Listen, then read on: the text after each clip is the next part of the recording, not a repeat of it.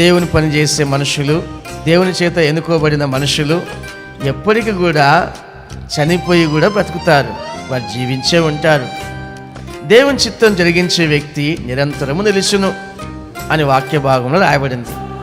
ఈరోజు ఉదయకాల సమయంలో మనం దేవుని చిత్తం చేయుటలో ఉన్నామా? దేవుని చిత్తము చేయుటలో ఉంటే గనక మనం నిరంతరం నిలుస్తాం, మన కుటుంబాలు కూడా నిరంతరం నిలుస్తాయి. దావీదు కుటుంబం గురించి చాలా బాగా బైబిల్లో చదువుకుంటూ ఉంటాం.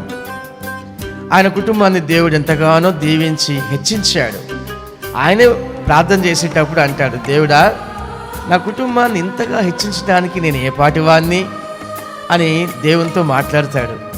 అవును, చాలా చిన్న కుటుంబం, చాలా చిన్న జీవితం, చాలా చిన్న బ్రతుకు. ఆ కుటుంబాన్ని ఎంతో ఘనపరిచాడు, ఎంతో దీవించాడు, ఎంతో మహిమపరిచాడు. ఈ మహిమ, ఘనత, ప్రభావాలు ఎందుకు వచ్చాయి వారికంటే అవన్నీ కూడా రావడానికి ముఖ్యమైన కారణం దేవుణ్ణి ఘనపరిచాడు, మహిమపరిచాడు, దేవుని కొరకు ప్రాకులాడి ఉన్నాడు. ఆయన దేవుని పని చేసేటప్పుడు కొంతమంది రకరకాలుగా మాట్లాడి ఉన్నారు.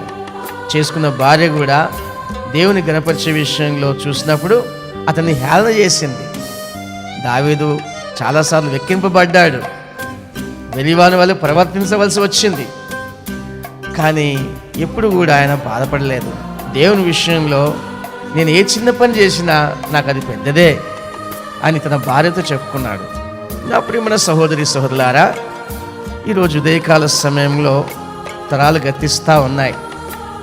అయితే మన పూర్వము, మన పెద్దవాళ్ళు దేవుని కొరకు ఎంతో ప్రయాసపడి ఉన్నారు. వారు ఈ లోకాన్ని విడిచిపెట్టి వెళ్ళిపోయినా వారు మనతో కలిసి జీవించేలాగా వారి జ్ఞాపకాలు ఉంటున్నాయి. వారి ప్రవర్తన ఫలము, వారి మాటలు, మర్యాదలు, వారు చేసిన కార్యాలు మన కంటికి కనబడుతున్నాయి. వారు ఎంతో త్యాగశీలుగా త్యాగం చేసి ప్రజల మేలు కొరకు, ప్రపంచ మేలు కొరకు, దేశ మేలు కొరకు వారు ఎన్నో చేశారు. అవన్నీ కూడా మనం చూసాము, పొందుకుంటున్నాము, అనుభవిస్తున్నాము. అయితే ఈ రోజున ఈ తరంలో మనము దేవుని విషయంలో ఎంత శ్రద్ధ కలిగి ఉన్నాం? దేవుని ఏర్పాటు మన పట్ల ఏదో ఉంది, దేవుని ప్రణాళిక ఉంది. ఈ రోజున కొంతమంది కొన్ని పనులు దేవుని మందిరంలో చేస్తున్నారు, పరిచర్యలో ఉంటున్నారు. ఏదో ఒక పరిచర్య అప్పగించబడింది, అది దైవసేవకుడు అప్పగించడం అనుకోవద్దు. జగత్ పునాది వేయబడక ముందే దేవుని లెక్కలో నువ్వు ఉన్నావు. ఆయన లెక్క, ఆయన ప్రజలందరూ లెక్కించి లెక్క పెట్టేటప్పుడు ఆ లెక్కలో నిన్ను చూసి ఒక ప్రత్యేకమైన వ్యక్తిగా ఏర్పాటు చేసుకున్నాడు దేవుని పని కొరకు. చిన్న పనే, పెద్ద పనే, దేవుని మందిరములో, దేవుని పరిచర్యలో ఏ పనైనా కావచ్చు, దేవుడు తన సంకల్పం చొప్పున ఏర్పాటు చేసుకున్నాడు నిన్ను.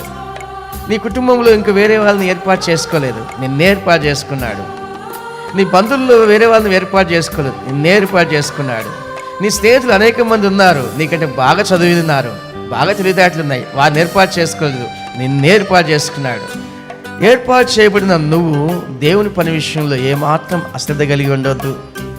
మన ముందున్న నాయకులు చాలా శ్రద్ధ కలిగి దేవుని పనిలో పాటుపడి ఉన్నారు, పోరాడి ఉన్నారు.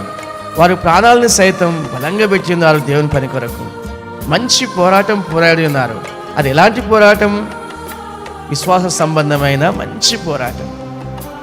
వాళ్ళు న్యాయం కొరకు, నీతి కొరకు, దేవుని సామ్రాజ్యం కొరకు, దేవుని ఇల్లు కట్టుట కొరకు చాలా ప్రయాసపడి ఉన్నారు.